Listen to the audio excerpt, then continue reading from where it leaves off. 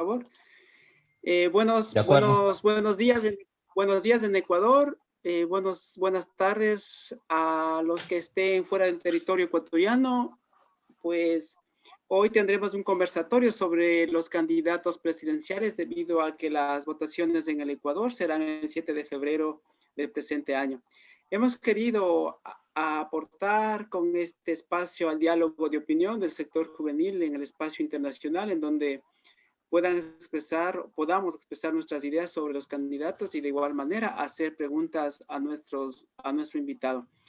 En este conversatorio la moderadora será Diana Zuleta, ingeniera ambiental, estudiante de doctorado en seguridad de la biotecnosfera en la ciudad de Kursk, en Rusia. También quiero introducir a nuestro invitado Luis Fernando Molina, abogado por la Universidad Católica de Quito, máster en Derecho Constitucional por la Universidad Andina Simón Bolívar, aspirante a doctorado en el Derecho Penal por la Universidad de Buenos Aires y asesor legislativo en el Senado de los Estados Unidos mexicanos. Y para los que no me conocen, soy Elías Yancha, economista graduado en la Universidad Central del Ecuador, estudiante de doctorado en Economía Mundial en la Universidad Rusia Amistad de los Pueblos. La metodología de este conversatorio será la siguiente. La moderadora dará inicio al diálogo con preguntas generadas por los organizadores del evento. Bienvenidos a todos. Recuerden que es un espacio abierto y participativo. Esperamos su interacción para mantener un diálogo ameno. Estimada Diana, tiene la palabra.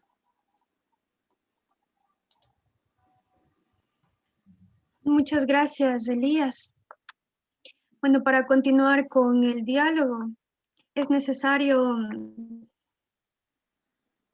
Disculpen un momento porque tengo problemas de conexión en la computadora. Voy a conectarme otra vez.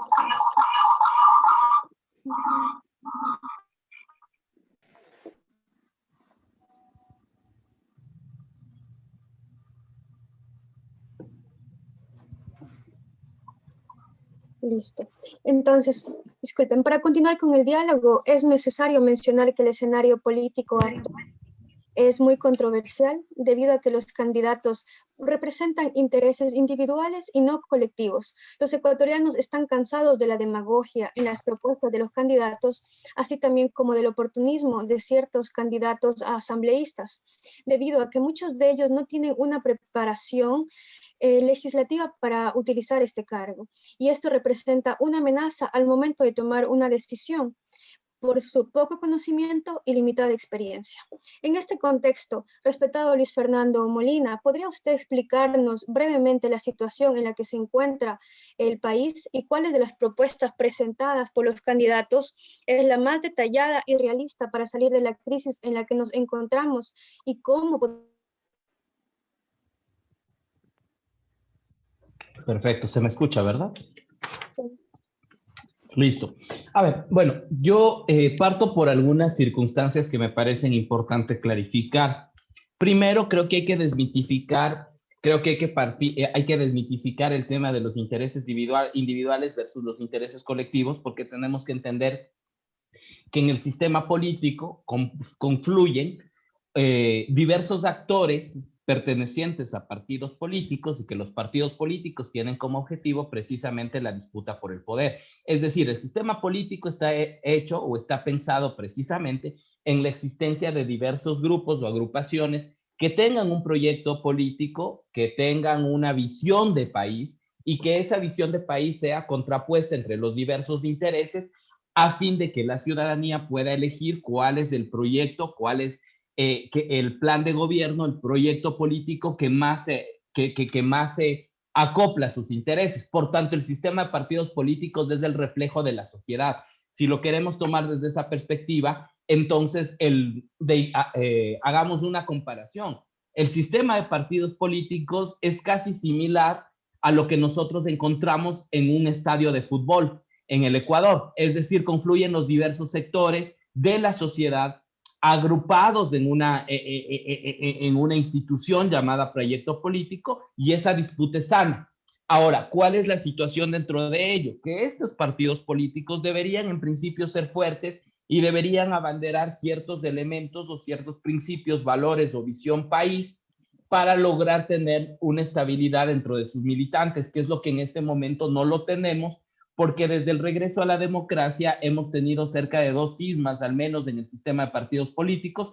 Recordemos que los partidos políticos que se conformaron en 1978 tuvieron una crisis en la década de los 90 y esa crisis llevó a que en la Constitución del 2008 se establezca un requisito de reinscripción de los partidos políticos y ahí tuvimos un primer momento de falta de legitimidad de los partidos políticos versus la necesidad de recomponer este sistema de partidos. Y el segundo creo que es el que está viviendo en este momento el Ecuador, donde básicamente los partidos políticos han caído en una suerte de desprestigio, de ilegitimidad, similar a la de los años 2006, 2007 y 2008.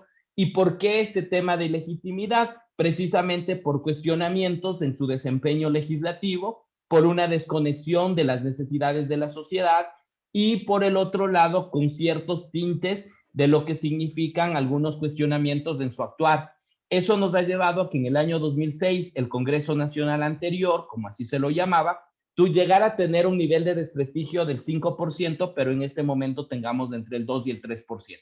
Entonces, este proceso electoral está enmarcado precisamente en una suerte de deslegitimación, de ilegitimidad del sistema de partidos políticos, de las organizaciones, cuestionamientos a los planes de gobierno, y por el otro lado está también la necesidad de apuntalar a resolver un problema de crisis sanitaria, de crisis de salud, de crisis económica fuerte en el Ecuador, a partir de la implantación o el establecimiento de una agenda que viene de organismos internacionales similar a la década de los 90, que lo que ha hecho es precisamente proliferar el nivel de desempleo, el incremento de los índices de desempleo en el país, un crecimiento también del índice de subempleo y sobre todo una desatención en la prestación de servicios públicos. Entonces ahora el ánimo de la gente está orientado precisamente hacia un hartazgo de la clase política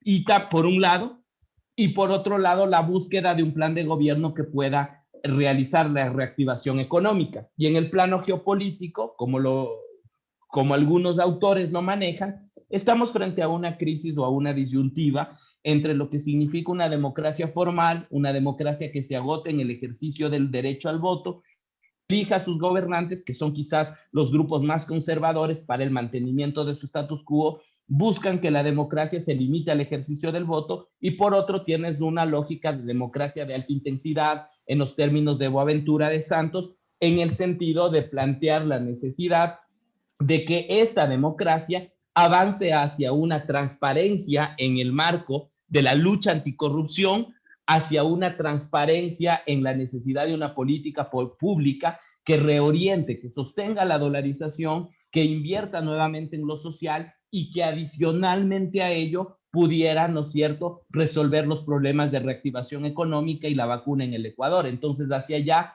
es hacia donde se orienta en este momento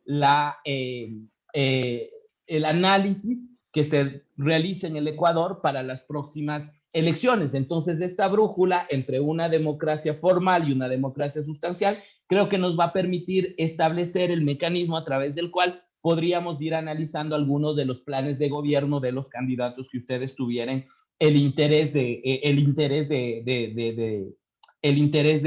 irlo analizando y compartiendo en este tema, partiendo de una premisa que es fundamental y es súper importante, partiendo que de la misma manera en que el periodista de fútbol, el analista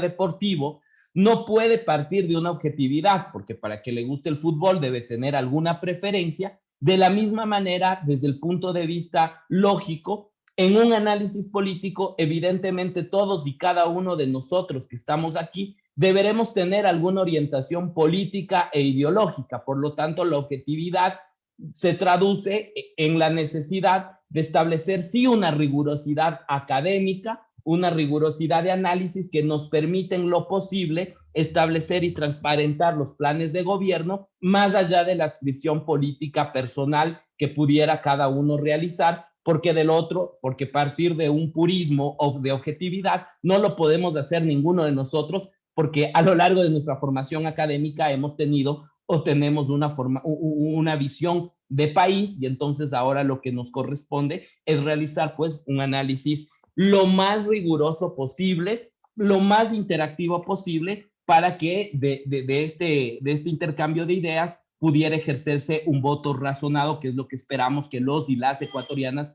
realicen el próximo 7 de febrero. Exactamente, muchas gracias, Luis Fernando.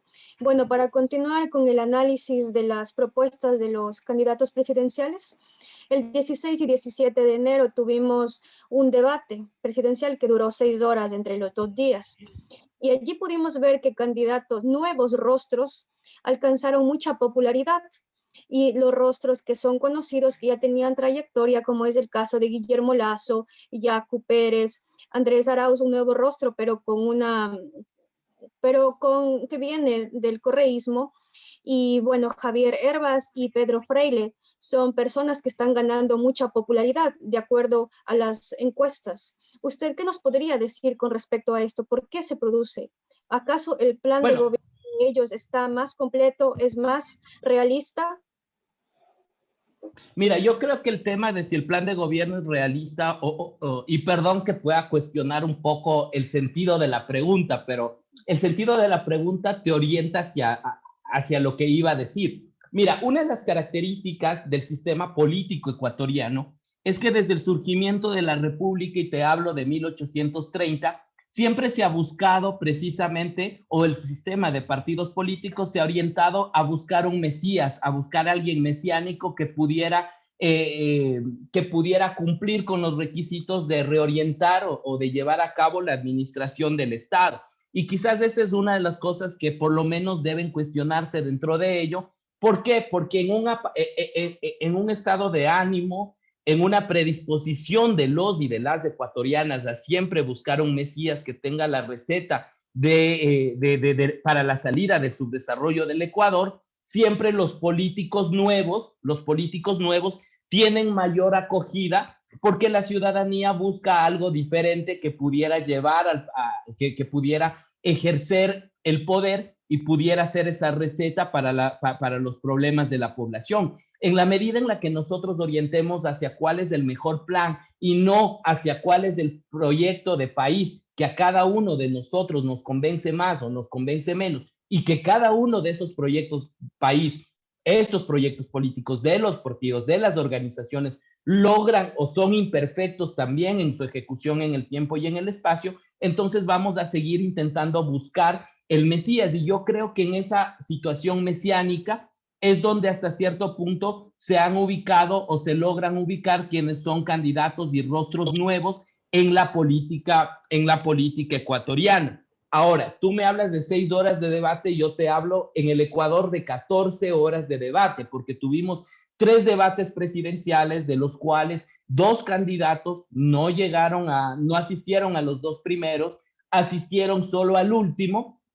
Pero más allá de esa circunstancia, en esos 14 horas de debate, lo que las encuestas en este momento, y lo digo hoy porque mañana es el último día que puede hacerse pública las encuestas, yo creo que existen 2 grupos de personas o 2 grupos de candidatos presidenciables. Un primer grupo de candidatos presidenciables, que es el pelotón que lleva las preferencias electorales, que estaría encabezado básicamente por Andrés Arauz, Guillermo Lasso, Yacu Pérez Guartambel, y podrías poner ahí a una variabilidad. De hecho, en este momento, por ejemplo, las últimas encuestas te hablan de que el 4º lugar estaría ocupado ya no por Hervas y por Freile, sino por un ascenso de Lucio Gutiérrez. Pero bueno, este segundo grupo, en cambio, tiene una preferencia que va entre el 4% decreciente hasta el 0.5%.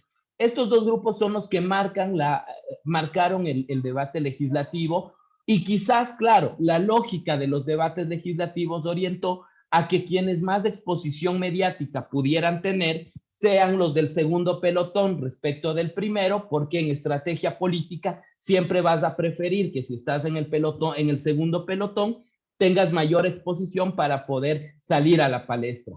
Claro, en ese segundo grupo donde sobresalen, ¿se me escucha?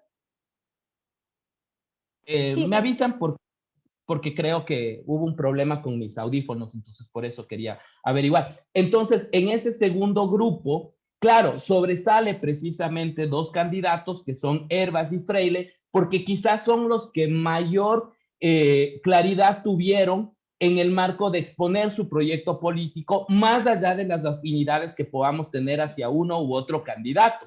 Y al tener tú 16 candidatos, yo creo que el de... Perdón, se me desconectó el micrófono. Te decía que al tener tú 16 candidatos, tú vas a ver que hay un elemento común, hay un elemento común básicamente en el desarrollo del proceso electoral, en el desarrollo de la campaña electoral y de los debates. Y es que básicamente, sin estar presente en este momento, los 16 candidatos en las 11 horas de debate reorientaron y posicionaron la figura del expresidente Rafael Correa de forma positiva o de forma negativa, según la orientación o la visión que tiene cada uno de ellos, pero quizás ese elemento hace en este momento que el debate haya sido un tanto comparativo y haya puesto en la palestra a alguien que no es candidato en este momento. Entonces tú tienes, por ejemplo, cuestionamientos, tuviste, por ejemplo, cuestionamientos fuertes por parte de Yacu Pérez, de Juan Fernando Velasco, de César Montúfar, de Paul Carrasco, hacia lo que significó el gobierno de Rafael Correa. Y del otro lado tienes básicamente al candidato que engloba o el candidato que asume el proyecto político de Rafael Correa tratando de, ¿no es cierto?, defenderse ante ese cargamontón. El problema y la dificultad dentro de ello es que en los 16 debates, te quisiera decir que para mí no fueron debates, sino conversatorios, faltó ese elemento picante que es la confrontación de ideas que debía existir. Y yo creo que eso fue un problema de metodología. En el marco de ello, evidentemente, quien gana, o más bien dicho, quienes sobresalen, insisto, son los candidatos que puedan tener mayores posibilidades. Y eso le ha dado la posibilidad de que los candidatos que tú mencionas logren un incremento desde el 1% al 4%. Ahora, habrá que entrever si entre esa lógica logra existir o se logra consolidar una coalición mucho más con el grupo, o ya el primer grupo es finalmente entre quienes se decidirá la elección en una vuelta o en una eventual segunda vuelta electoral. Muchas gracias. Y bueno, esta es la última pregunta por parte de los organizadores. Por favor, a los asistentes vayan preparando sus preguntas para el especialista. Dentro de las propuestas de los candidatos se mencionó mucho el neoliberalismo. Entonces, a mí nos gustaría que por favor nos diga, ¿qué es el neoliberalismo? ¿Ha existido en Ecuador o en la región? ¿Y cómo influencia esta ideología al desarrollo económico y político de los países? Adicionalmente, ¿es el socialismo o el socialismo del siglo XXI el camino para el desarrollo, o acaso el Ecuador debe adoptar el liberalismo para que se abra al mundo? Ya, perfecto. Mira, estos temas de liberalismo versus, a ver, este tema de liberalismo, socialdemocracia o socialismo es una disputa que lo vas a tener siempre y que has tenido siempre desde finales de la Segunda Guerra Mundial, donde se desarrolla y donde surge la socialdemocracia y posteriormente el socialismo. Y eso responde a la visión que cada organización política pueda tener respecto del Estado. Pero yo lo que sí te puedo decir, en realidad, es que en este momento, y yo lo puedo ver entre algunos planes de gobierno de los que previamente ustedes me habían solicitado realizar un análisis, luego podemos platicar con detenimiento, se plantean dos modelos de Estado.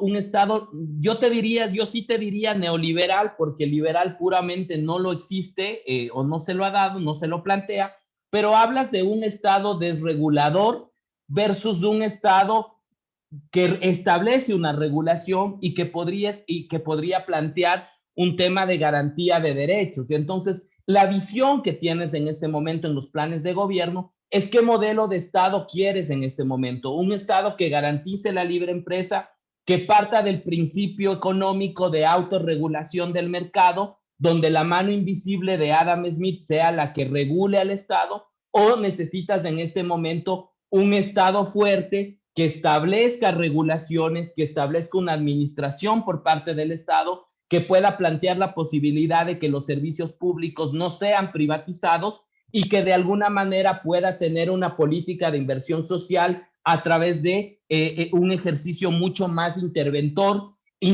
en un sentido positivo. O sea, te digo, ninguno de los candidatos creo que plantee la posibilidad de tener un Estado absolutista, pero sí de un Estado de la desregulación versus la regulación. Yo creo que en esto está en disputa desde el punto de vista económico algunos elementos que son fundamentales para el Ecuador. Está en disputa la autonomía del Banco Central. Yo creo que eso es algo que algunos candidatos lo han planteado sobre el tema de el Banco Central debe o no debe ser autónomo, y lo podemos analizar posteriormente. El tema de la necesidad de una reestructuración de la justicia y de la institucionalización del Estado. Y un tercer elemento de disputa, de discusión, es precisamente el tema de la reactivación económica. Entonces, en la medida de que lo económico, lo social es lo importante y el tema de la institucionalidad del Estado es o son los más grandes o son los mayores problemas que saltan a la vista en el Ecuador, cada uno de los planes de gobierno te van a establecer uno u otro mecanismo u otro modelo.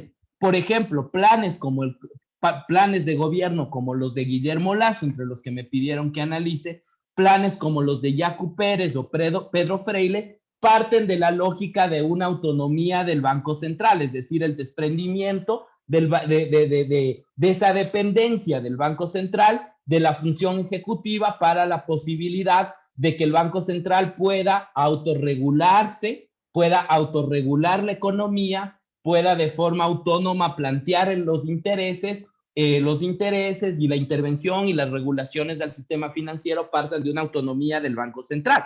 Y luego tienes otros proyectos como los de Andrés Arauz, podría decirte, y un poco del tema de Javier Herbas, donde plantean la necesidad más bien de que exista una regulación, de que no haya autonomía en el Banco Central y que el Banco Central cumpla su rol precisamente de ser el garante de que los dólares se encuentren en el Ecuador a través de una política monetaria, a través de una política tributaria, fiscal, de tal manera que puedan, según estos planes de gobierno, establecerse una garantía de sostenimiento de la dolarización.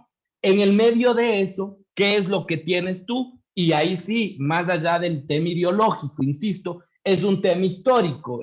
Y es un tema histórico, ¿por qué? Porque en este momento, ¿tú qué es lo que tienes como un eje transversal? Que la banca, el sistema financiero ecuatoriano, siempre ha buscado ser desregulado o mantenerse en un proceso de autorregulación. Autorregulación que en la década en el siglo pasado, entre 1912 y 1925, llevó al gobierno a lo que se denominó la plutocracia bancaria, en la que cada uno de los bancos tenía una moneda distinta.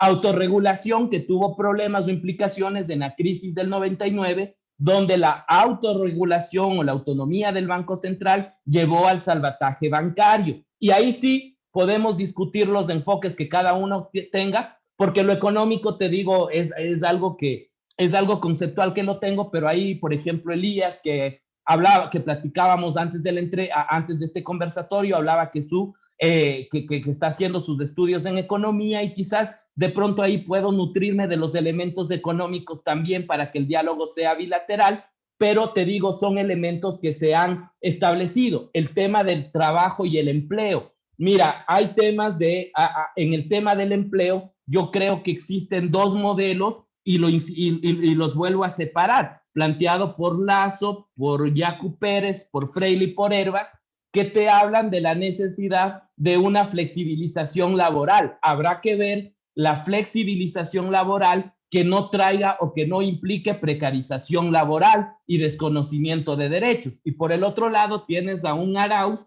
que está planteando básicamente la generación de 800,000 puestos de empleo, incluyendo la posibilidad de que aquellos que hayan sido despedidos de forma inconstitucional puedan reintegrarse, pero bajo la necesidad de que la política laboral esté básicamente orientada hacia el reconocimiento o el respeto de los derechos laborales. ¿Qué es el respeto de los derechos laborales? Ese es un tema ideológico. Para el liberalismo, para el neoliberalismo, te planteará que la flexibilización laboral sí es posible con el reconocimiento de derechos laborales y que los derechos laborales no son absolutos y que en contratos mucho más precarios o menos formales hay algunos temas que no se pueden cubrir y habrán otras circunstancias en las que te plantean la necesidad de que puedas, la necesidad de que en algún momento puedas establecer mecanismos menos agresivos en la generación de modalidades de contrato. Luego tienes otro elemento que es la política fiscal, donde prácticamente se pone en debate la política fiscal progresiva o la política fiscal tradicional. Y entonces ahí hablas de sistemas que te hablan de disminución del IVA del 12 al 8% o al 6%, y te hablan de una necesidad de la eliminación, por ejemplo, en el caso del candidato Freile y del candidato Hervas y de Yacu Pérez, te plantean el tema de la eliminación de los impuestos a las importaciones versus el tema de lo que significa la repatriación de los capitales en el exterior, la posibilidad de mantener los dólares en el Ecuador y a través de mecanismos fiscales progresivos. Entonces, esos elementos del empleo, del trabajo y sobre todo de cómo se va a manejar el sistema de salud en épocas de pandemia, creo que son los tres elementos sustanciales que tienes en este momento en análisis en los proyectos políticos a menos de una semana y media de que se lleve a cabo el proceso electoral.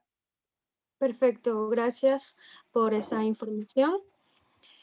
Bueno, Elías, en este momento vamos a dar la palabra al público para que puedan hacer preguntas al especialista. Y por favor, levanten su mano para darles la palabra. Recuerden que pueden realizar preguntas basándose en las propuestas de 5 candidatos: Andrés Arauz, Guillermo Lasso, Yacu Pérez, Javier Hervas y Pedro Freile. Bueno, acá tenemos una pregunta. Voy a leerla. Por Viviana Tuapanta. Esto va para usted, analista. Hablando de los planes de gobierno, muchos consideran que son simplemente un requisito a cumplir para las inscripciones de candidatura, letra muerta. Desde su punto de vista, ¿dichos planes son una herramienta fiable para tomar una decisión de voto? ¿Qué aspectos o elementos debería considerar el ciudadano para elegir a sus representantes? Mira, yo creo que el plan de gobierno, o sea, el hecho de que el plan de gobierno pudiera o no pudiera ser letra muerta, no depende de las organizaciones políticas, sino depende de los ciudadanos. Recordemos que la Constitución del 2008 estableció mecanismos de revocatoria de mandato en relación al incumplimiento del plan de gobierno. Por eso yo iniciaba esta charla cuando yo te decía que lo que existe en América Latina es la disputa de 2 modelos de democracia. O nos quedamos en el ejercicio del voto cada 4 años, o establecemos y tomamos forma a lo que significa no te diría veeduría ciudadana, porque quizás el tema veeduría ciudadana, participación ciudadana como conceptos prácticamente han sido desgastados en el análisis o en la opinión pública, pero sí te diría de una apropiación de la ciudadanía de los mecanismos de control de gobierno. Y ahí tienes elementos como la silla vacía, tienes elementos como la revocatoria del mandato, que te permiten hacer un seguimiento dentro de lo que significa el cumplimiento del plan de gobierno. Ahora, las reformas electorales te establecen 2 cosas fundamentales, yo creo que para el ejercicio democrático, que hubiese sido mejor si es que el formato o la metodología hubiese sido otro, y es el debate obligatorio de todos los candidatos, por un lado, y por el otro lado, lo que tiene que ver con la publicidad del plan de gobierno. El problema de todo es que básicamente en una situación pandémica como la que estamos en este momento, quizás lo que menos has podido es tener actos masivos de difusión del plan de gobierno. Y esa es quizás una debilidad sui generis que te da el proceso electoral en medio de la pandemia del COVID. Pero yo creo que la necesidad, más allá de quien resulte ganador, es un ejercicio ciudadano en relación a lo que significa el cumplimiento del plan de gobierno. Y ahí te pongo, por ejemplo, análisis de algunos politólogos que decían o que realizaban una comparación del gobierno saliente, donde básicamente ponías en blanco y negro el cumplimiento del plan de gobierno con el que llegó Moreno al poder versus su cumplimiento, y tienes ahí un incumplimiento de 23, las propuestas eran 25, y este gobierno saliente no ha cumplido más allá que en una o que en dos, y se queda el año en 23. Pero ahí, por ejemplo, también tienes el cumplimiento, en cambio, de una agenda de gobierno de un partido político que no correspondía al que llegó, pero esas son las fluctuaciones que se van a dar en el ejercicio de lo que se llama la realpolitik, ¿no?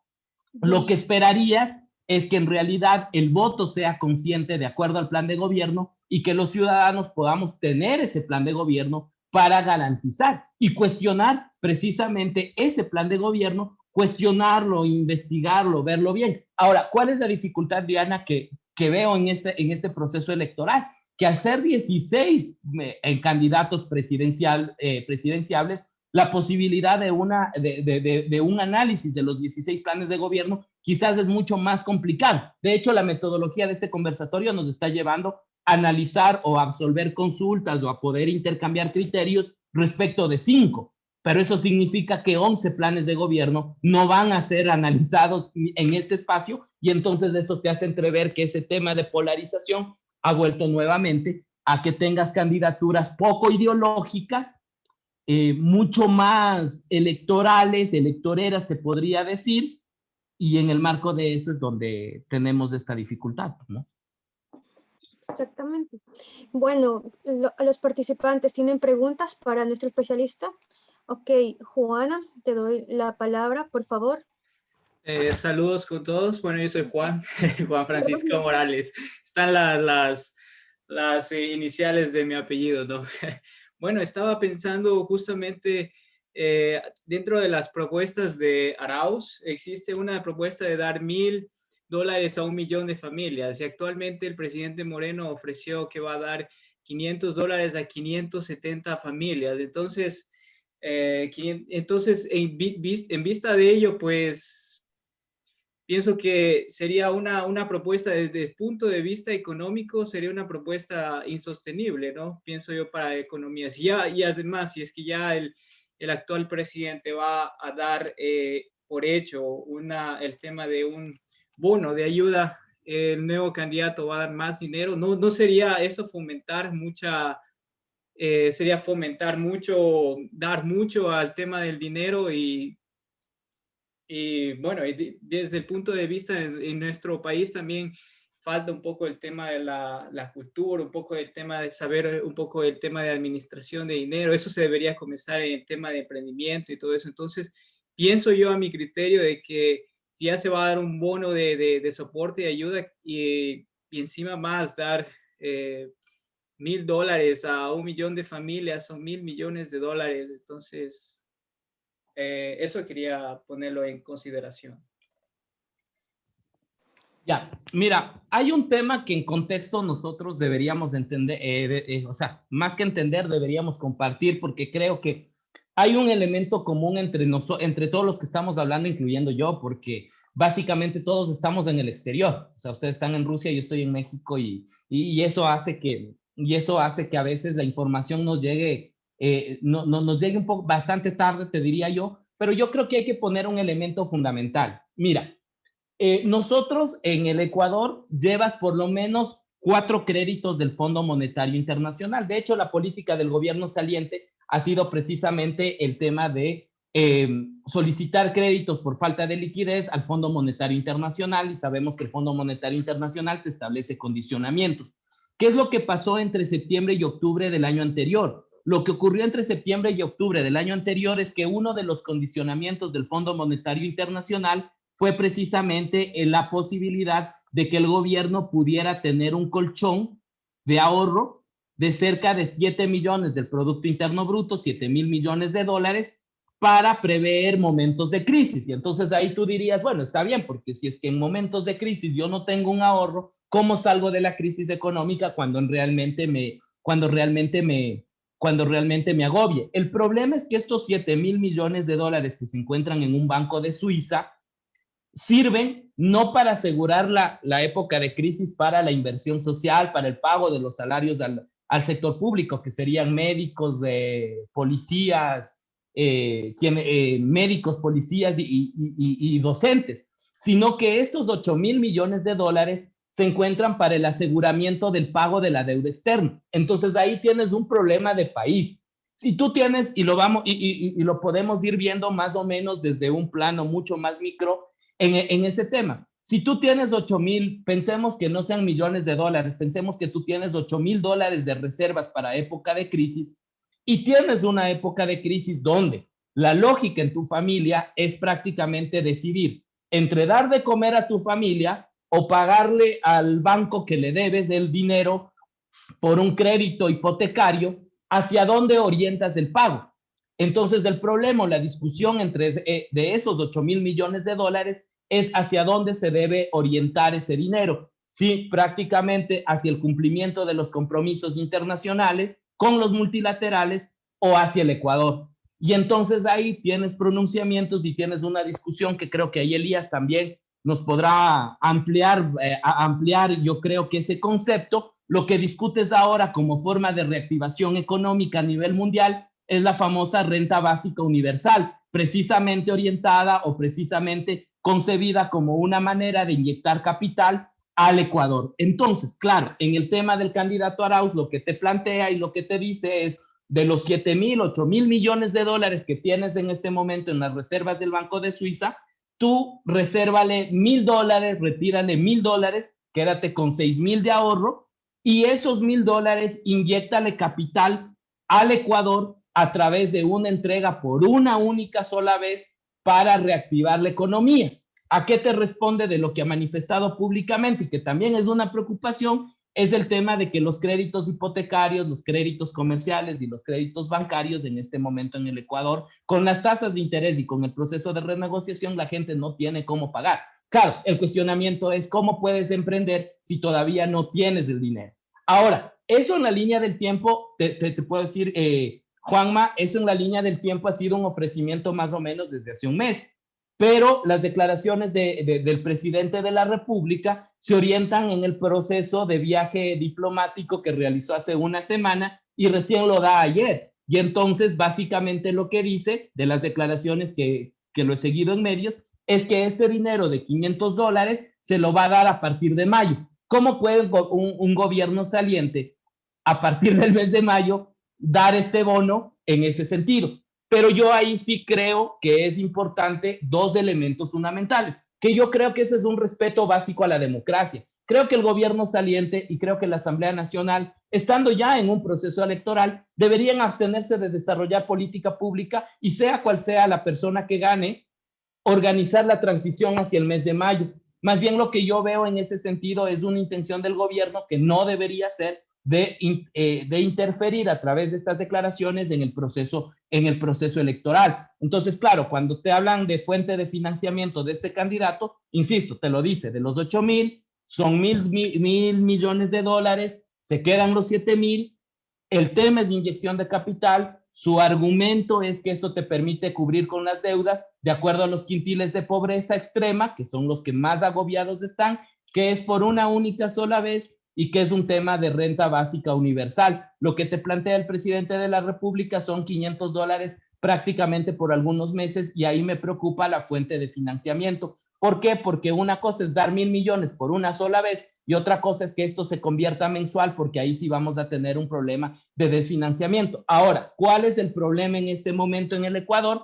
El problema en este momento en el Ecuador, y eso lo dice CEPAL, eso lo dice CELAC, eso lo dice el mismo informe del Fondo Monetario y del Banco Interamericano de Desarrollo, es que en este momento en la línea, en el equilibrio de la balanza, más es el número de dólares que salen del país o que se encuentran fuera que los que se encuentran dentro del país. Y en una economía dolarizada, tú necesitas que exista circulante a través de la política económica que fuere, pero necesitas circulante para sostener la dolarización. Entonces, cuando todos los candidatos se preocupan por el sostenimiento de la dolarización como un elemento común, en el que todos estamos de acuerdo, el problema o la decisión para el voto es qué mecanismo te permite en realidad sostener los dólares en el Ecuador, porque sin dólares en el Ecuador, nosotros ahí sí ponemos en riesgo el tema de la dolarización.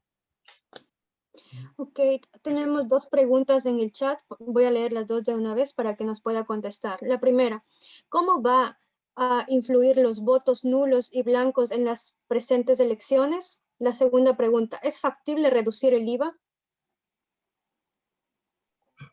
A ver, comienzo por la primera. El Código de la Democracia te dice que los votos blancos y los votos nulos nunca inciden en el ganador. Lo que te hace es, lo que te permite es una ponderación para los votos válidos, es decir, la obtención del 40% de la Constitución para ganar en primera vuelta o para que haya una segunda vuelta, se establece a partir de que los votos válidos de los candidatos es restando los nulos y los blancos.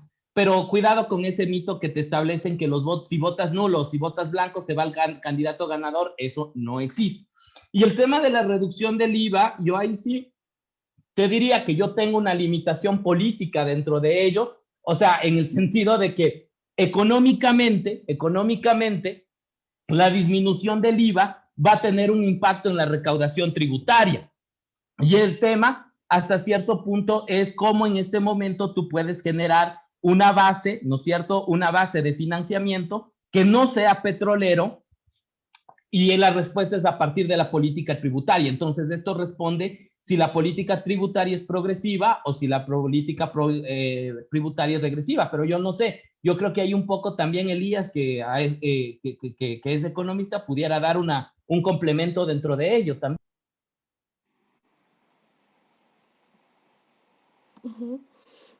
Muy bien. Entonces, ahora... Me parece que Elías quería intervenir, pero está sin sonido. ¿En serio? A ver. Eli. ¿Me escuchas ahí? ¿Me escuchan? Sí, te escuchamos, por favor. Ahí sí te escuchaba. Okay. Bueno, creo que es la conexión de internet. Quería yo antes acotar a lo que Luis Fernando decía anteriormente, al hecho de que de la primera pregunta realizada por nuestro compatriota, al hecho de que cómo, por ejemplo, un candidato puede ofrecer una cantidad determinada de dinero si efectivamente no hay una propuesta de dónde va a financiarlo. Y el tema es que si es que se da por un determinado tiempo, un mes lo crítico sería que se proponga que sea mensualmente, que eso sería una debacle para el presupuesto general del Estado, porque el Ecuador ahora mismo no tiene producción, no está encaminado en producir, no sabe de dónde. En ese sentido, yo estoy seguro que esa propuesta no debe ser una propuesta en la que la población se fije para dar un voto en que si esa cantidad va a dinamizar o no la economía. Y si nosotros nos damos cuenta y le vamos a los criterios económicos, ¿qué implica? Que exista dinero en la economía, que el circulante se incremente. Ese dinero solo incremente y no como ahora, y ese dinero no es una producción orgánica, sino una producción inorgánica. Lo único que va a reflejar es que exista mayor demanda, la oferta no exista como tal, porque el proceso de producción en el Ecuador no existe ahora mismo. ¿En qué se va a reflejar tal vez ese incremento del circulante en la economía ecuatoriana? A que el índice de precios al consumidor se incremente. ¿Y qué implica que el índice de precios al consumidor se incremente? Implica simplemente que el acceso a la canasta básica eso no va a ser posible con esos $1,000. Lo único que va a hacer es que en determinado punto, en determinados sectores o en determinados productos de ese incremento se eleve. Y de acuerdo a las circunstancias en las que vivimos, tal vez todo ese dinero ni siquiera va a ser orientado a la reactivación de pequeñas o medianas empresas. sino va a ser al gasto mediático que requiere la población. ¿Qué requiere la población? Por ejemplo, quiere medicina. Entonces, ese dinero no va a ser orientado a reactivar la economía. Entonces, yo lo que quiero acotar es que esa cantidad de dinero que el candidato Arauz está proponiendo no es una propuesta que tenga un sustento, que tenga asidero en decir que cuál va a ser el financiamiento de eso. Porque fácil es decir que en el extranjero existe una cantidad determinada de dinero y que lo van a repatriar al Ecuador. ¿Cuál va a ser el mecanismo? Eso es una situación que no debe orientar nuestro voto. Más allá de que digamos cómo funciona económicamente, no tiene que ser una imagen para dar el voto. Entonces, de manera general, el incremento de esa cantidad de dinero lo único que va a hacer es que la inflación suba. Y eso en situación actual y en situación de pandemia que vivimos no es recomendable para el Ecuador ni para el candidato que viene a asumir o asumirá en mayo el nuevo cargo, ¿no? Eso es impensable. Y por otro lado, respecto a lo que decía Luis Fernando y a la pregunta de que se incrementa o no el IVA.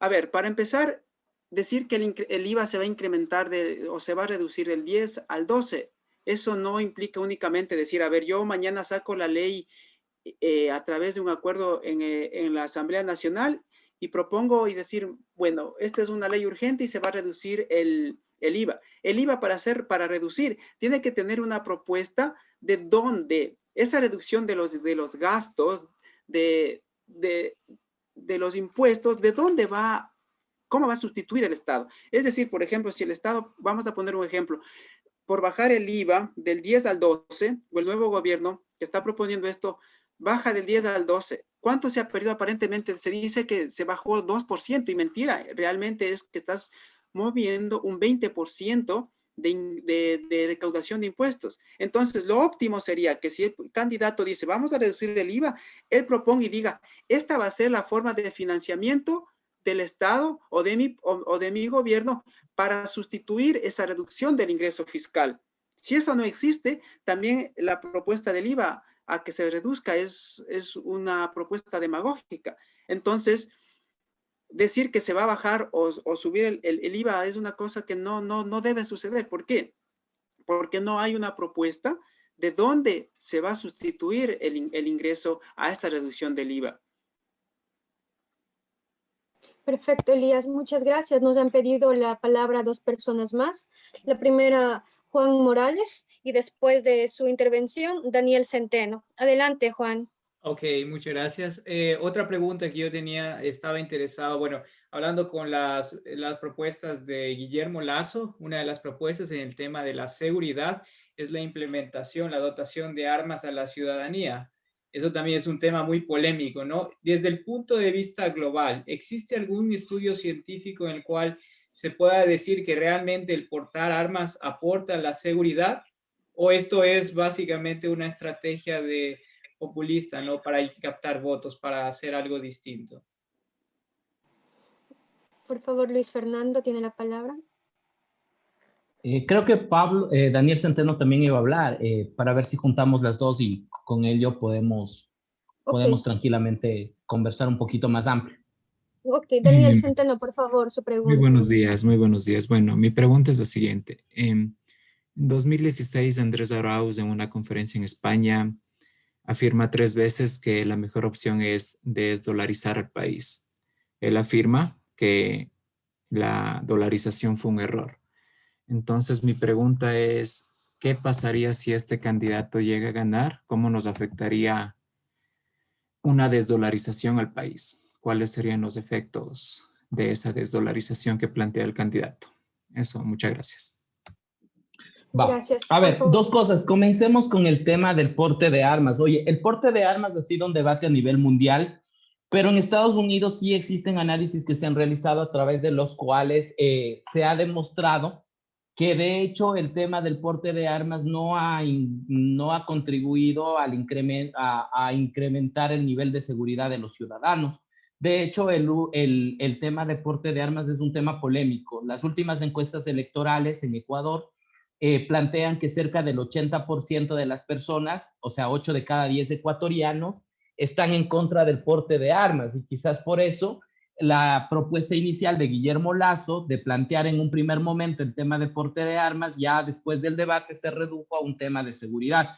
Yo personalmente te digo, o sea, desde el punto de vista criminológico y desde el punto de vista, sí, desde el punto de vista criminológico, de hecho, está casi comprobado que si le das a una persona a portar armas sin que tenga la preparación correspondiente, y psicológicamente es mucho más perjudicial el uso, tener un arma cuando tienes un delincuente frente, que poder en realidad generar un tema de seguridad. Yo ahí me parece que eso sí no corresponde ni a la percepción de la ciudadanía, ni tampoco a criterios científicos que te permitan determinar que el incremento de arma, que el portar armas te resuelve. Me preocupó la última declaración de Guillermo Lasso en Esmeraldas, cuando él planteaba y decía que le va a dar arma a cada pescador para que en el mar, como no llegan los celulares, pudieran los pescadores tener un arma. Entonces a mí me preocupa el tema de qué hace un pescador con un arma en el mar, cuando lo que se debe plantear es una seguridad integral. Y para mí la política pública de seguridad parte precisamente de 3 etapas: la etapa preventiva, la etapa disuasiva y la etapa correctiva.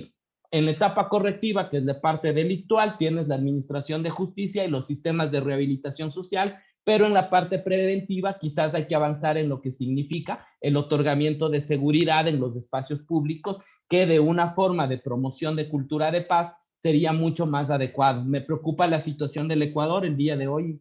Antes de la conexión escuchaba con estupor que el sicariato ha incrementado a tales niveles que un presentador de televisión ha sido asesinado de 4 disparos en un tema de sicariato. Es decir, ya estamos llegando a un punto donde el nivel de seguridad debe responder a una política integral más que el tema de porte de armas. Respecto de lo otro que planteabas, a ver, de lo que yo he revisado en redes sociales y de lo que yo he visto, en realidad, más allá de los 5 minutos, porque hay que pretendo tener rigurosidad académica para revisar, hay otro video que tiene más cerca de 30 segundos donde el candidato te plantea y te dice que la dolarización ha sido un problema para el Ecuador, punto y coma, pero una vez adentro resultaría imposible salir de la dolarización y hay que fortalecerlo.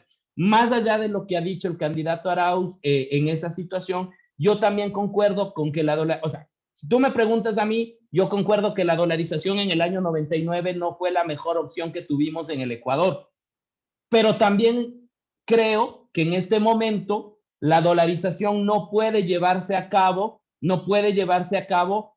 un proceso inverso de la dolarización, porque un proceso inverso de la dolarización te llevaría a una crisis por lo menos 3 o 4 veces peor que la que tuvimos en 1999. Entonces, metidos en el barco de la dolarización, lo único que toca es sostenerle la dolarización. Y yo creo que el análisis de los planes de gobierno sí habría que analizarlos dentro de ello. Me preocupa, por ejemplo, ahí te lo digo, de los planes de gobierno que me plantearon, me preocupa, por ejemplo, el plan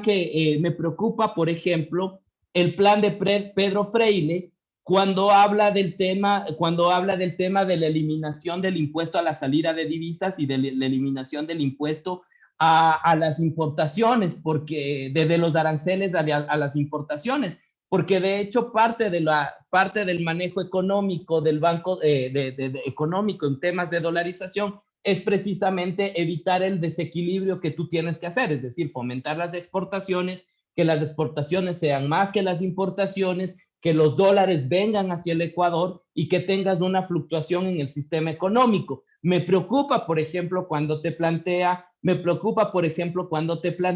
el candidato Lasso la simplificación de trámites para el cierre de negocios. Si tú cierras los negocios en este momento y generas una política de simplificación de trámites para el cierre de negocios, significa un estancamiento de la dolarización. Y me preocupa cuando el candidato Yacu habla de la posibilidad de que la banca tenga una posibilidad de autorregulación de los bancos para el tema de lo que tiene que ver con crédito educativo. Me preocupa, por ejemplo, cuando el candidato Hervas plantea la posibilidad de la privatización de los servicios públicos. Entonces, la discusión en el sostenimiento de la dolarización está en qué mecanismos me permiten, más allá de lo que hayan dicho antes, qué mecanismos me permiten, ¿no es cierto?, sostener la dolarización. Yo ahí concuerdo con Elías. La propuesta del millón de empleos, del millón de personas con $1,000 no es lo determinante, debe ser parte de un plan de gobierno, pero hay que entender que a la dolarización la sostenemos con generación de empleo, que a la dolarización la sostenemos con una política tributaria progresista, que a la dolarización la sostenemos con una responsabilidad tributaria. Mira como ejemplo lo que hemos tenido. En estos 4 años se han realizado 2 remisiones de intereses y multas a los grupos económicos. Y esas dos remisiones a los grupos económicos te ha generado que el Estado deje de percibir $4,200 millones de la carga tributaria. Entonces yo creo que ese tipo de cosas desde el punto de vista fiscal sí hay que tenerlo en cuenta, pero yo me atrevo a lanzar un tema que pocos candidatos lo han planteado, que no está desarrollado por uno, pero al menos lo dice, y es el tema de comenzar nosotros a plantear o a prever cómo vamos a manejar la economía desde el punto de vista postpetrolero. Creo que eso es fundamental. De acuerdo a los estudios que tienes en el Ecuador, el último barril de petróleo lo estaríamos sacando en el 2030. Es decir, estamos nosotros a menos de 10 años del agotamiento de los recursos petroleros y entonces, ¿cómo tú vas a generar condiciones para prepararnos a una economía post-petrolera? Y ahí entra un tema fundamental. Arauz plantea el tema y lo dice, te lo digo, de los 5 que he visto, dice vamos a generar un sistema económico post-petrolero, pero no lo dice cómo y lo plantea. Pero el resto de planes de gobierno, de Lasso, de Yaku y sobre todo de Freire, ha dicho, y es más, Freire lo dijo en su debate, lo dijo, vamos nosotros a incrementar y a duplicar la exportación petrolera y vamos a sacar todo el petróleo del Ecuador. Si sacas todo el petróleo del Ecuador y entonces lo que vas a hacer es acelerar el proceso o la transición hacia la economía postpetrolera. Yo creo que el debate en el Ecuador, más allá de las ideologías, es cómo vas a generar 2 elementos dentro de la economía. Primero, sostenimiento de la dolarización a partir de que los dólares estén en el Ecuador, no solo del Estado, sino también de los particulares. ¿Cómo frenas la evasión tributaria para tener mayor recaudación tributaria que se traduzca en un tema de generación de ingresos al presupuesto general del Estado? ¿Y cómo generas las condiciones de ir preparando al Ecuador para una economía post-petrolera? Y eso es fundamental. Y ahí te sale un acápite adicional del que hablan todos y es del tema de la minería. Pero la minería, como el petróleo, también son parte o también son base, ¿no es cierto? También son la base de un recurso limitado. Y nosotros hemos orientado hacia el petróleo no porque no hemos visto en la minería una alternativa, sino porque la minería es quizás mucho más escaso y mucho más perjudicial con el ambiente que la misma extracción petrolera.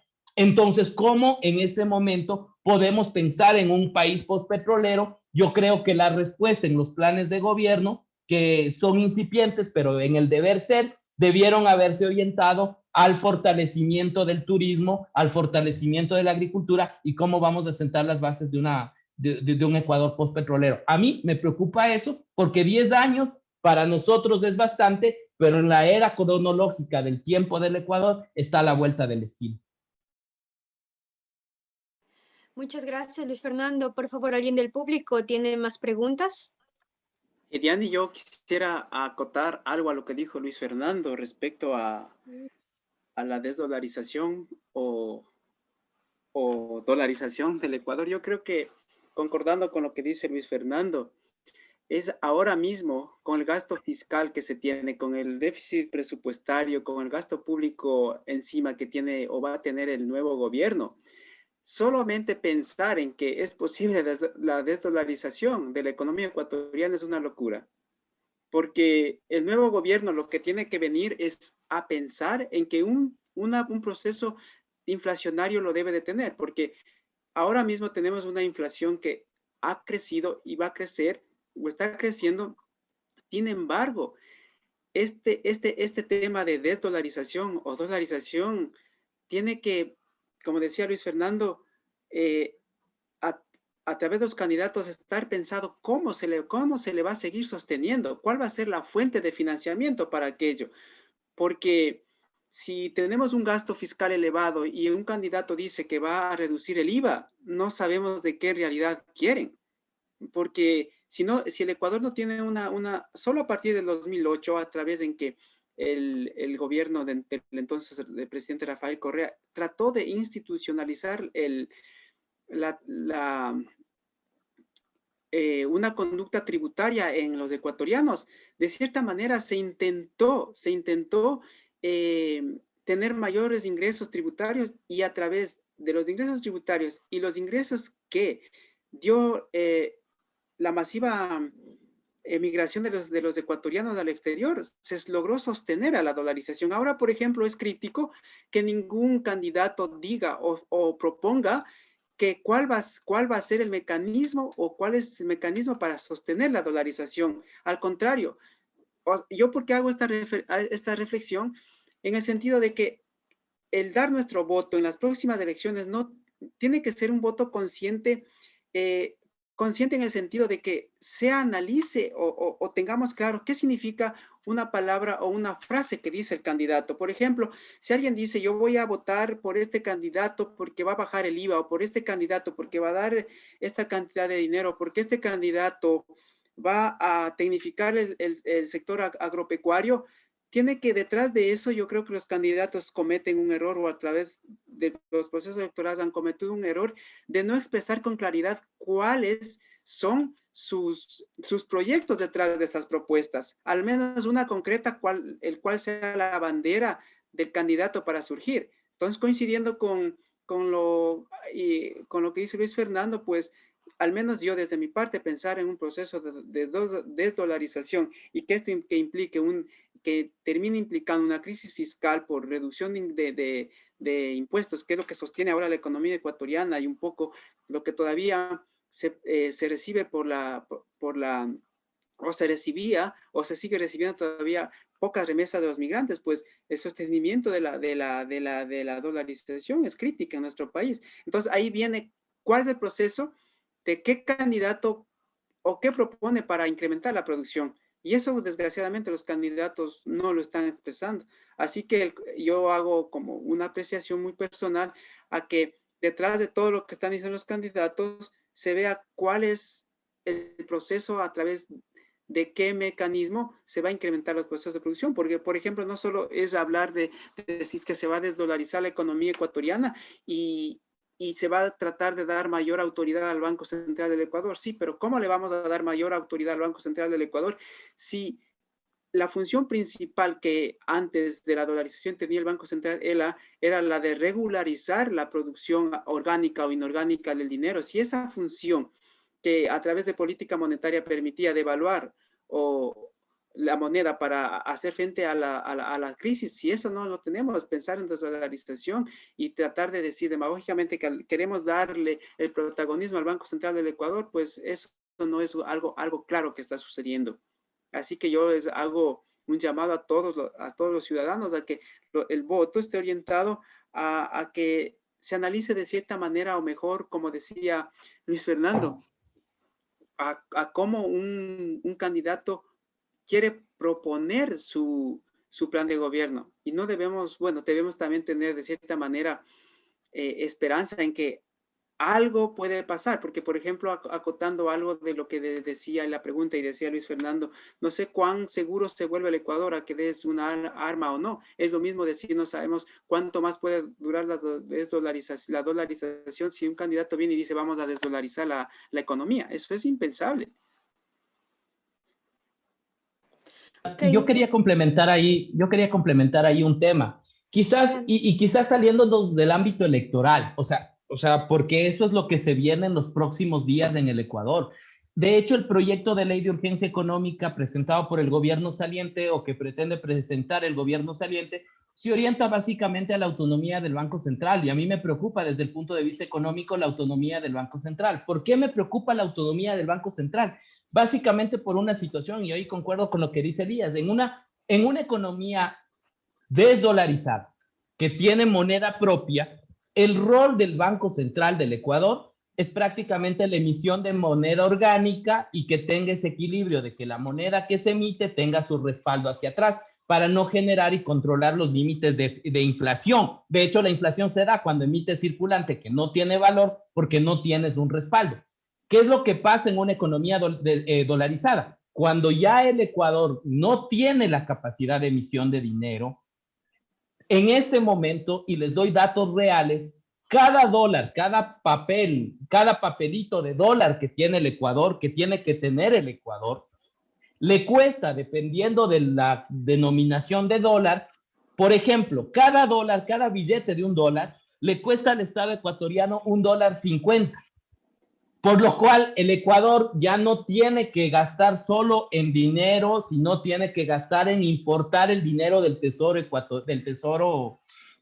estadounidense. Entonces, imagínense lo que significa que para yo tener cada dólar en el Ecuador, resulta que yo tengo que invertir $1.50 en el Ecuador. Entonces, claro, ¿cuál es el rol que tiene en este momento el Banco Central en una economía dolarizada? Es básicamente controlar que no exista fuga de capital al exterior, que no haya fuga de dólares para evitar nosotros invertir dinero en comprar los dólares. Pero si el dinero que nosotros tenemos como circulante lo vendemos, ¿no? lo mandamos al exterior, como sale el circulante, finalmente eso ya no se lo realiza en el Ecuador y eso genera un primer problema.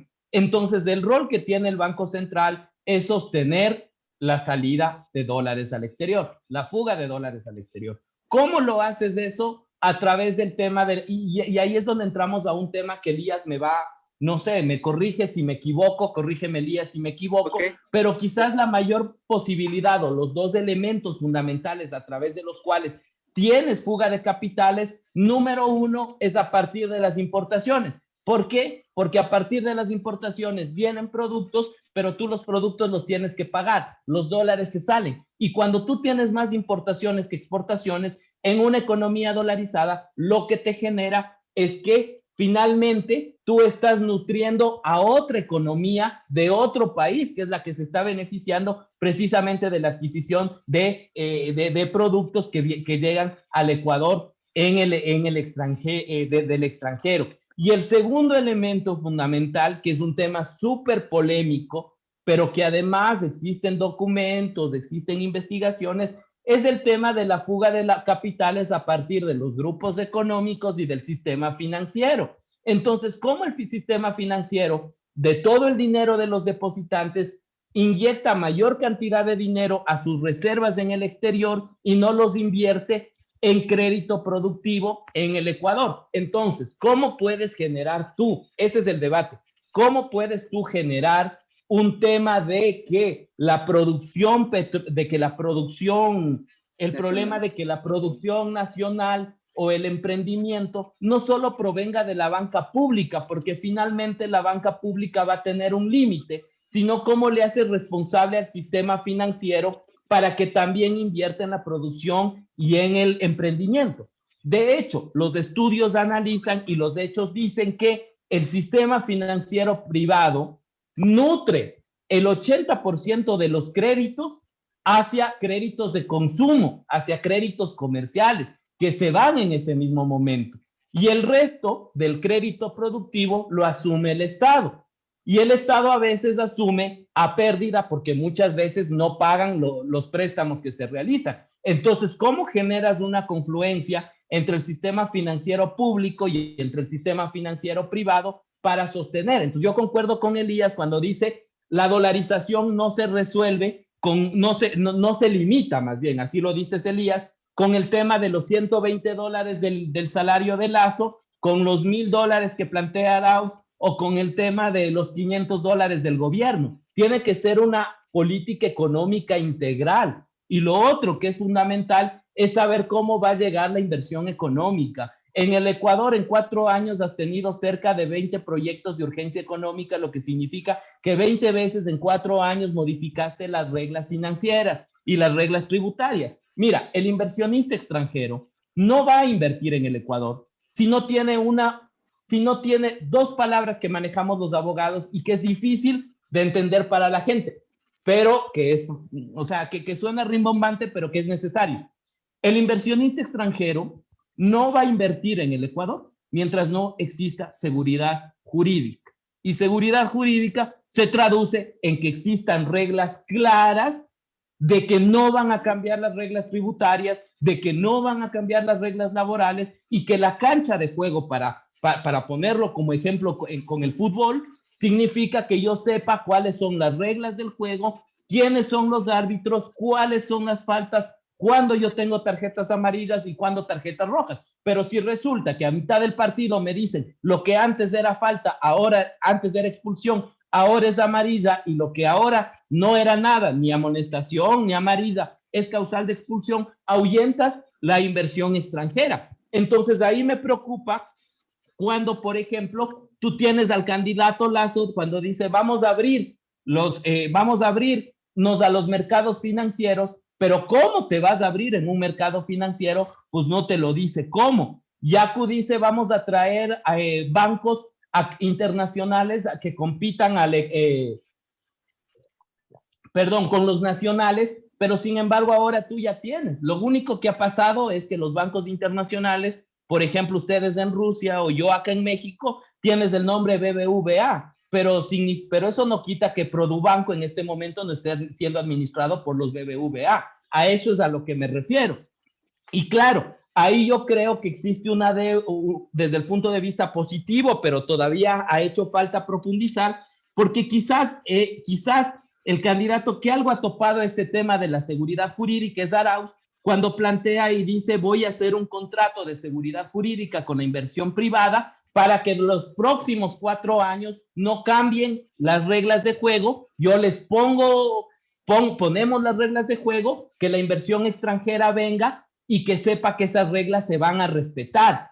Mira, ¿cómo lo puedes hacer eso? Habrá que investigar, habrá que indagar. Dentro de la economía, Elías, habrá que ver la factibilidad de estos contratos. Yo en lo jurídico estoy tratando también de entender cómo funcionan estos contratos de certeza jurídica, de seguridad jurídica para la inversión pública, pero hay que ver cómo lo puedes plantear dentro de esa perspectiva de sostenimiento, porque hay una cosa y un elemento fundamental que no podemos olvidar. La dolarización necesita, y el país necesita, también una apertura responsable al comercio exterior. Pero ahí es donde a mí me salta la curiosidad cuando se habla, y ahí Elías sí quisiera un poco que me complementes en lo económico, porque estamos frente a 2 modelos en este momento. Lo que se ha hablado de inversiones son los contratos de seguridad jurídica versus las famosas zonas amplias de comercio. Y ahí yo, desde el punto de vista económico, tengo mis dudas. Oye, zonas francas en el Ecuador, que Ecuador se convierte en Panamá a través de la reducción de impuestos, de tributos, la proliferación de la importación, ¿es la solución la determinación de zonas francas que en el caso de Lasso, por ejemplo, plantea incluso una zona franca en el sector de la salud? ¿Es adecuado una zona franca? ¿Cuáles son las regulaciones de las zonas francas? ¿Y hasta dónde una economía dolarizada va a hablar con estas zonas amplias de libre comercio que prácticamente no sé si lo que hacen es dinamizar o ponen ahí sí en riesgo la dolarización? No sé, para acotar, Diana, ¿puedo tomar la palabra, Diana? Sí, por favor. Adelante. Para acotar un poco lo que dice Luis Fernando, si es que, ¿qué sucede con esto de abrirnos al mercado internacional? Porque siempre hemos estado abiertos. La situación es que nosotros no ponemos las condiciones para un intercambio comercial adecuado. Para un intercambio comercial adecuado lo terminan poniendo las organizaciones multilaterales que a través de sus acuerdos o convenios terminan estableciendo una política comercial a la cual definitivamente nos ponen, por decirlo así, entre la espada y la pared. Pues si lo toman esto, lo hacen o no. Entonces yo creo que, y concuerdo un poco con lo que decía Luis, de que el Ecuador lo que necesita es identificar sus ventajas comparativas. Una vez que nosotros identifiquemos las ventajas comparativas, vamos a poder acceder a las ventajas competitivas. Y una vez que fortalezcamos estas ventajas competitivas y ventajas comparativas, como en la teoría económica estableció Adam Smith y David Ricardo, ¿qué establece? Que nosotros siempre hemos sido y venimos siendo desde la época en que en 1970 se empezó a producir y antes la producción estaba basada en productos agroexportadores. Siempre hemos sido monoexportadores o monoproductores. En ese sentido, ¿qué es lo que el Ecuador tiene que hacer a través del nuevo gobierno que llegue al poder? A identificar eso para las ventajas competitivas. Primero, las ventajas comparativas. ¿En qué el Ecuador es fuerte? Por ejemplo, si producimos un determinado producto como son el banano, el café o las flores, tratar de darle un valor agregado a lo que se llama en economía el VAN. Pero si nosotros durante este tiempo no logramos hacer eso, la apertura hacia el comercio con el mercado externo va a seguirse dando de manera desequilibrada. En ese sentido, la balanza comercial, lo que decía Luis, hay dos formas en que se mide ese desbalance entre el capital que se fuga y las importaciones y exportaciones. Por ejemplo, si nosotros nos basamos entre exportaciones e importaciones, vamos a ver claramente que la balanza comercial en el Ecuador en este último tiempo ha decrecido en un 0.4% anual. ¿Qué es eso que implica? Que también ha reducido el PIB. ¿Y qué implica que ha reducido el PIB? Que muchos factores productivos también disminuyeron su productividad.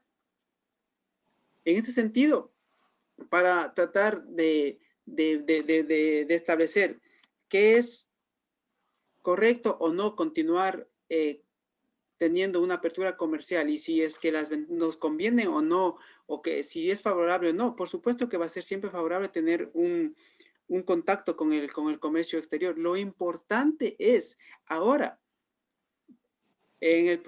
con el nuevo gobierno o quienes vengan, a que se logre identificar cuáles son exactamente nuestras ventajas competitivas y nuestras ventajas comparativas. Una vez que identifiquemos eso, yo creo que se va a aclarar el panorama y el Ecuador va a ver cuál es el foco en el que Ecuador puede producir y establecer o incrementar su producción. Porque si nosotros seguimos con el hecho de no identificar estos, como decía Luis, del turismo, que es una de las cosas que el Ecuador, desgraciadamente, por esta cuestión de la pandemia, se ha visto afectada, es también parte de quienes están en el poder o quienes estamos detrás, tratar de investigar e identificar cuáles son estas ventajas competitivas que nos pueden fortalecer a nosotros como nación, porque si esto no logramos identificar, pues desgraciadamente la dolarización puede entrar en un proceso de crisis, y una vez que entre un proceso de crisis y el Ecuador no tiene una política fiscal, una política que garantice la inversión extranjera, desgraciadamente podemos entrar en un proceso de desdolarización, un proceso de desdolarización que no solo implica que empezamos a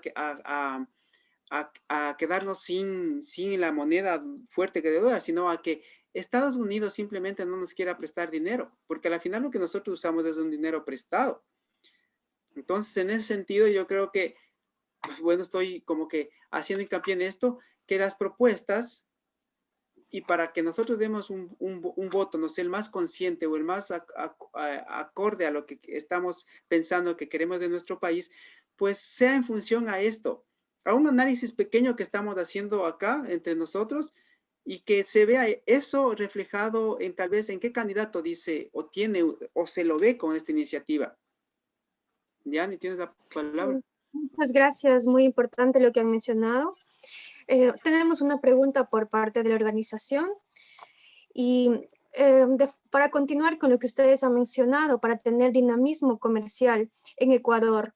En América Latina, los bloques de integración regional y subregional llegan al número de 18. Entonces, ¿usted cree que es posible una efectiva integración teniendo en cuenta las diferencias ideológicas, políticas, sociales y culturales, para que mediante la integración regional se pueda dinamizar la economía sin depender tanto del Estado? Porque el Estado, como sabemos, no produce dinero. Lo que produce dinero es la inversión extranjera, el sector privado. Entonces, mediante la integración regional, ¿es posible que haya mayor circulante, mayor efectivo en el país? Y otra pregunta por parte del participante: ¿el Ecuador puede suspender sus obligaciones con el pago de la deuda externa? A ver, yo creo que la integración regional es un tema necesario en una aldea globalizada como la que está.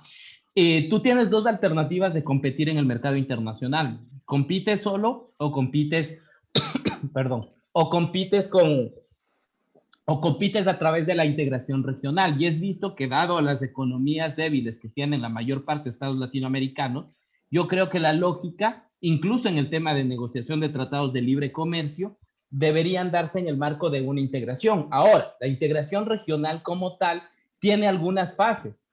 Y creo que hay que hablar de la integración política, hay que hablar de la integración económica y hay que hablar de la integración ciudadana.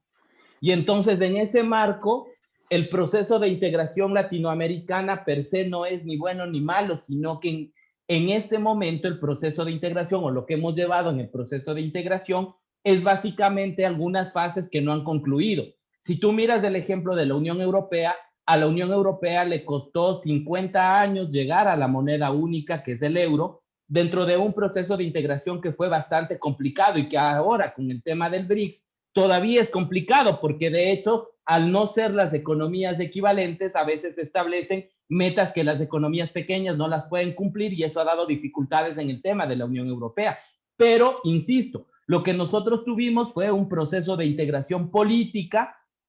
Debimos haber avanzado a una integración económica que no avanzó con el tema de UNASUR, que para mí el tema de UNASUR es quizás es el proceso de integración más concreto que teníamos y más sólido que lo teníamos. Antes lo teníamos la comunidad andina, lo teníamos el Merconorte, Mercosur, pero quizás UNASUR es lo más concreto que hemos tenido, pero no llegamos y se vio interrumpido el tema de lo que tiene que ver con la integración regional, no llegamos a una integración económica.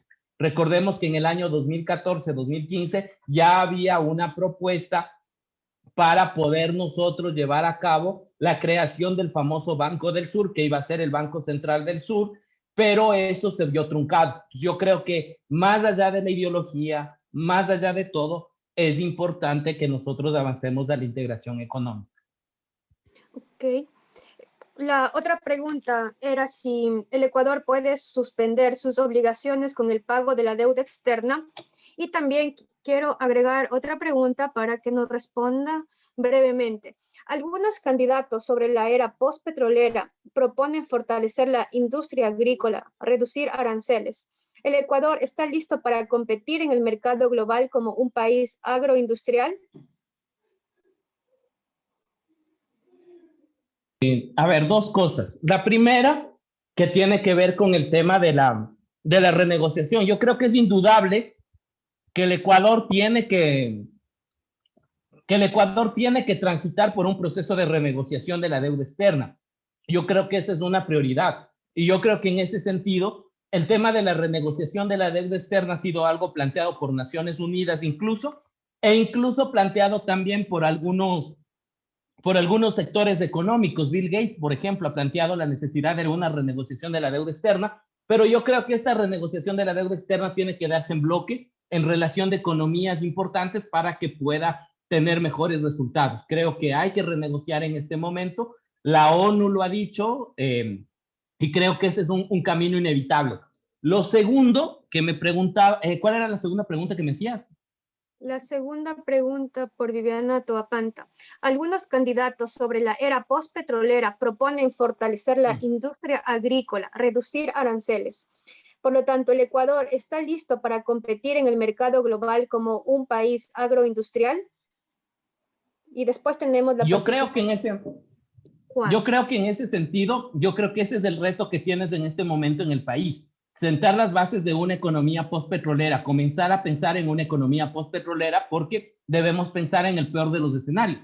Hay gente que te dice que el petróleo aguanta 10 años más, hay otros que te dicen 15, pero yo creo que esta elección, este gobierno debe ser el gobierno que comience a pensar y a sentar las bases de una economía postpetrolera. Si en algo deben confluir los proyectos políticos más allá de la ideología, es en pensar en una economía postpetrolera. Actualmente te digo, el tema el tema agrícola, el tema de turismo ha sido un tema bastante olvidado por parte de los gobiernos porque de hecho hemos orientado nuestra economía más hacia el extractivismo petrolero. pero yo creo que en este momento debemos ir sentando las bases. Ahora, de pronto no lo estamos, pero si no emprendemos en este momento el camino hacia la economía postpetrolera, nos va a agarrar el último barril de petróleo, como nos agarró la crisis económica después del boom cacaotero, como nos agarró a la crisis económica después del tema del boom bananero. Es decir, sí tenemos que ir pensando en una economía postpetrolera. Muchas gracias. Por favor, doy la palabra a Juan Francisco. Y si tiene alguien más otra pregunta, levante la mano porque estamos próximos a terminar. Muchas gracias, Dianita. Bueno, según el Banco Internacional de Desarrollo, el Ecuador ha perdido de 30.000 a 70.000 millones de dólares en corrupción, ¿no? ¿Es posible recuperar desde el ámbito de vista legal este dinero? Y bueno, y este dinero fue en la década del 2007 al 2017, según el informe que se realizó. Y viendo desde este punto de vista, hay es muy optado, a pesar de este tremendo gasto que básicamente es un robo. O sea, ¿cómo es posible de que los ecuatorianos puedan seguir creyendo, o sea, en este gobierno, ¿no? Bueno, viendo desde el punto de vista objetivo, ¿no? Acorde a los informes que se han publicado, ¿cómo puede ser posible que se siga creyendo en este tipo y continuando con esto mismo si sabemos que existe un robo? Se está haciendo ese robo presente y pues, no sé, desde el punto de vista jurídico, si es que es posible recuperar esto lo robado, y pues esa es mi pregunta. Muchas gracias. Por favor, Luis Fernando. Mira, el tema de lucha contra la corrupción creo que debe ser una prioridad para cualquier gobierno. De hecho, aquí en México estás discutiendo en este momento la posibilidad de generar un derecho humano, es decir, el derecho que tienen todos los ciudadanos a un país libre de corrupción.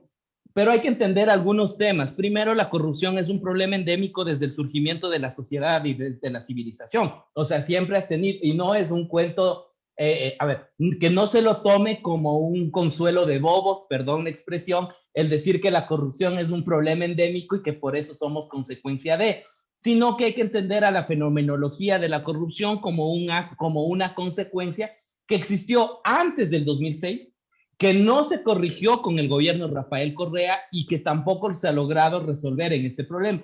Y te digo yo como jurista porque quizás una de las cosas, hay dos temas que jurídicamente a mí me patean la cabeza y creo que es un concepto jurídico indeterminado. Dos cosas yo no puedo entender. Primero, yo no puedo entender, yo considero que una de las deudas que has tenido a nivel de justicia es el tema de la independencia. Hemos pasado por una serie de mecanismos de designación de jueces y al final nunca te ha dado resultado en el Ecuador. Pasaste por el método de la cooptación, pasaste por el método del concurso público de méritos y oposición, y ninguno de los dos, y la designación de los jueces por parte del Congreso Nacional, que es el tema de ternas, y ninguna de los tres te ha dado resultado en el tema de independencia judicial. Y ese es un problema que deben resolver los candidatos y el próximo gobierno, es el tema de la independencia judicial. Necesitamos una administración de justicia que prácticamente resuelva los problemas, sancione a los responsables en el marco del debido proceso. Eso me parece que es fundamental en un primer momento. Y el segundo momento, que tampoco he logrado resolver, es el tema de qué significa la justicia. Y no te digo, ¿y qué significa la justicia? ¿Por qué? Porque estamos en una vorágine y en un encuentro cíclico donde cada vez se superponen y cada vez que llega un gobierno termina diciendo que el anterior era peor o que el anterior estaba plagado de un tema de corrupción, pero al final de todo no te da resultados. A mí me preocupa en el Ecuador eso. Se habló de 70.000 millones de dólares del último informe del Fondo Monetario Internacional para el otorgamiento de los créditos en la época de pandemia, que realiza un análisis, dice que el faltante era 4.200 millones de dólares. Y tienes una suerte, y por eso yo decía, no sé si en algún momento lo dije en este espacio, el tema de la utilización de la administración de justicia como herramienta de persecución a la oposición, y eso ha pasado antes y lo ha pasado ahora. Recordemos en el año 95 cómo te decían en ese momento Le decían a Bucarán en el año 95, Febres Cordero. Le decía a Bucarán que lo va a perseguir como perro con rabia. Y entonces en la década de los 90 tenías prácticamente a una justicia secuestrada por el Partido Social Cristiano que metía jueces y todo ese tipo de cosas. Ahora lo tienes cuestionamientos. Entonces, el problema de la corrupción se va a acabar para mí con dos mecanismos fundamentales en esa situación. El primero, que debe haber una reforma a la ley de transparencia y acceso a la información, y toda la información debe ser pública, toda la información debe ser pública. Y te digo toda la información porque, por ejemplo, cuando tú planteas acciones de protección, que a mí me ha tocado litigar cuando estaba en Ecuador, lo peor que te puede pasar en un tema cuando litigas con el Estado es que no puedes conseguir la información que necesitas. Es decir, la información de carácter reservado. Ahora en el tema de las vacunas y del ministro Ceballos, el mayor problema es que el ministro dijo en la asamblea que todo el tema de contratación de las vacunas es un tema reservado. Entonces yo creo que debe haber transparencia en el tema de la información. El acceso debe ser adecuado. Y por el otro lado, yo creo que tienen que otorgarle a la Administración de Justicia jueces probos que no hagan escándalo político, sino que investiguen lo que se tenga que investigar, que se resuelva lo que se tiene que resolver. Y ahí, por ejemplo, el tema de la ley de extinción de dominio me parece una ley importante, porque eso te permite seguir la ruta, pero la ruta de la corrupción pública y de la corrupción privada, porque yo también creo que el tema de evasión fiscal también es una forma de corrupción. Entonces, la corrupción tiene que ser endémica en la administración pública y también en la privada, y yo creo que ese es un reto que tiene el próximo gobierno. Muchas gracias, Luis Fernando Molina. Estamos próximos a concluir. Quisiera pedirle a Angélica si tiene alguna observación o acotación, y también agradecer a todos los participantes, a ti, Luis Fernando, por tu estupenda participación y aclararnos muchas preguntas. Angélica, ¿usted tiene algo que decir?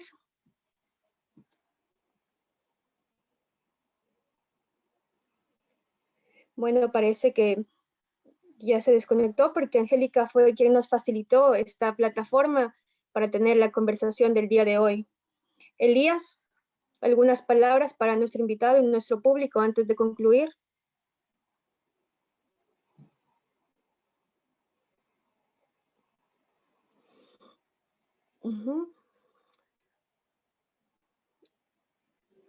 En este caso, ya que ninguno nos responde, Luis Fernando, tú quisieras Elías mencionar. está hablando, pero el problema, me parece que Elías estaba hablando, pero el problema es que no tiene sonido.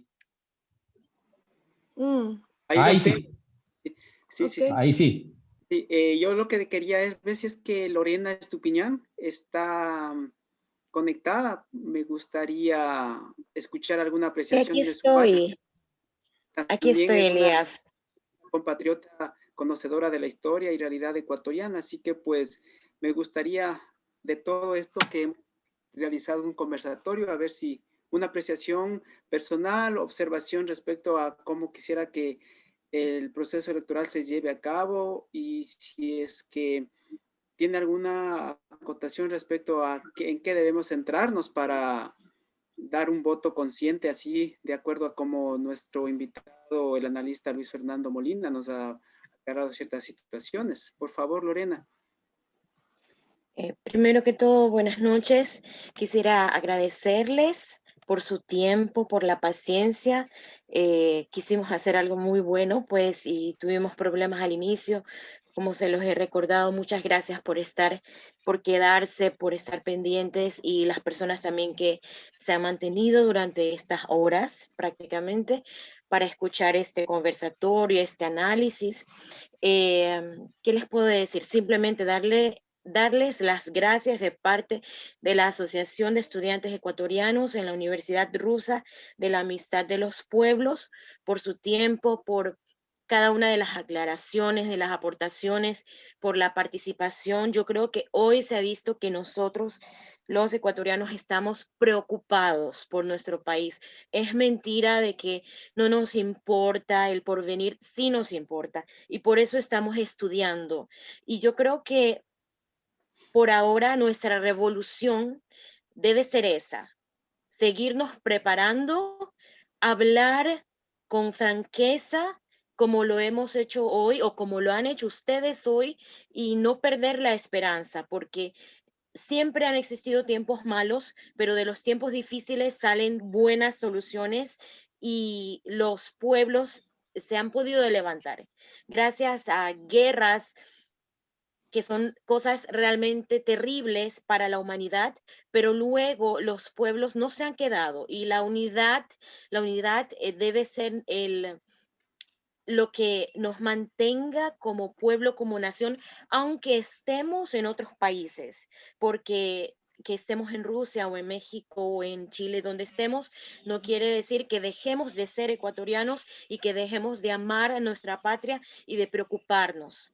Por lo tanto, yo sé muy poco de política, yo sé historia, pero trato de no meterme mucho en la política porque realmente creo que nadie logra conocer a nadie, caras vemos, corazones no sabemos, lo que cada uno de los participantes tiene detrás, quiénes los están manejando, por qué se están lanzando, a veces sin educación, sin preparación, para quedar mal frente a las cámaras y no poder defender un tema, pues eso debe ponernos a pensar más que la amistad, más que el dinero que nos estén este, prometiendo y recordar una sola cosa, que país unido crece.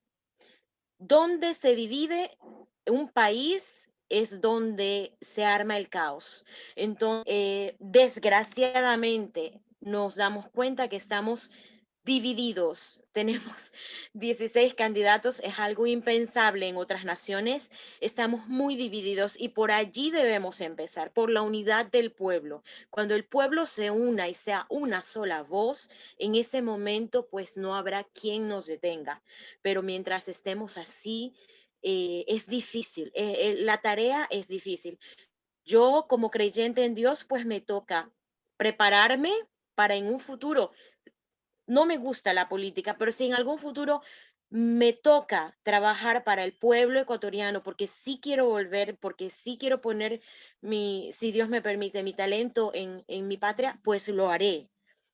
Pero también empezar a trabajar también en esta parte de unidad, en que los memes, que toda esta situación de estrés no nos dividan como seres humanos ni como nación, sino que nos hagan reflexionar qué estamos haciendo, por quién estamos votando, a quién estamos defendiendo y si, bueno, si el proyecto que se dé o lo que se haga, ¿no? Con el siguiente candidato presidencial que gane, pues no es el más adecuado, aunque como creyente en Dios, pues oraré porque sea el más adecuado para el país, pues el llamado también es comunidad, como familia, como vecinos, porque terminamos peleando, desuniéndonos sin motivo, porque estas personas son personas que llegan a la política, entre ellos pelean, pero ustedes darán cuenta que en las fiestas, al momento de repartirse el dinero del pueblo, pues son grandes amigos. Entonces, tratemos de orar, tratemos de seguir estudiando, seguirnos preparando para si en algún momento poder trabajar honestamente, hacerlo. Y simplemente eso. Muchísimas gracias también a Diana, que moderadora ha hecho un gran trabajo en esta noche, a la presentación y aportación de Elías, que es nuestro economista aquí especializado. Y sin más palabras, pues si nuestra presidenta no se encuentra por algún motivo en el aire, pues damos por culminada esta reunión. Muchísimas gracias y que Dios bendiga a nuestro pueblo. Muchas gracias.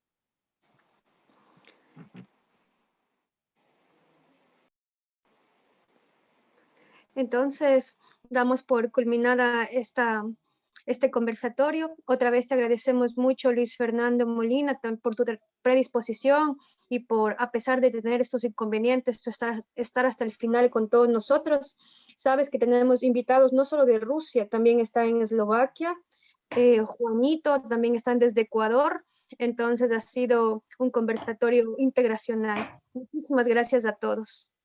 Un saludo a todos y a todas y que sobre todo el ejercicio del voto democrático sea algo reflexionado. Y yo creo que las palabras de de mi predecesora en esta intervención son las adecuadas. Yo creo que el país, más allá del resultado, necesita un pacto de gobernabilidad, necesitan acuerdos mínimos que generen precisamente esas condiciones para el progreso del país, que la decisión sea la mejor, la que ustedes consideren sea la más adecuada y que sobre todo estos espacios sirvan para reflexionar y sobre todo para un tema que es a veces utópico, pero es necesario, y es cambiar la cultura política en el Ecuador, que es lo que debe movernos a las nuevas generaciones. Un gusto a todos y a todas.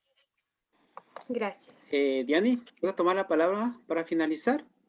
Sí, por favor, Elías. Y antes de que finalices, yo solamente quiero decir que Lorena mencionó que la unidad es lo más importante en nuestros pueblos. Yo estoy totalmente de acuerdo. Eso es lo que nos falta a todos los ecuatorianos, la unidad. Muchas gracias por recordarnos esto, Lorena, a todos los presentes del día de hoy. Y Elías, tú tienes el espacio. Adelante. Muchas gracias, Diana. Pues realmente yo quiero agradecer esta iniciativa que surgió de tu parte. Luego Luis Fernando Molina con gusto aceptó este conversatorio y pues en medida en que yo pude acá desde Moscú hacerlo un conversatorio o traté de hacerlo con la mayoría de estudiantes ecuatorianos, pues esperar que estos espacios sigamos teniendo y pues que Dios nos bendiga a todos, ¿no? Y que la unidad entre nosotros y la nación se dé. Y como decía Lorena y Juan Fernando y tú, Diana, y creo que la mayoría concuerda, de que unidos siempre haremos fuerza para un mejor país y que las diferencias pues se manifiesten de diferente manera, ya que si todos estamos bien, pues todos podremos hacer las cosas de la mejor manera. Una vez más, agradecerle a la Asociación de Estudiantes Ecuatorianos del RUDE, la iniciativa tuya, Diana, y la predisposición de nuestro analista especialista Luis Fernando Molina, quien con gusto nos atendió a nuestro pedido. Y de mi parte, pues muchas gracias y estaremos en un nuevo evento tal vez muy pronto. Pues esperemos que todas las vicisitudes que se tuvo tecnológicas y esas pues las superemos. Así que muchas gracias a todos y buenas tardes en Ecuador y buenas tardes en el resto del mundo. Un gusto.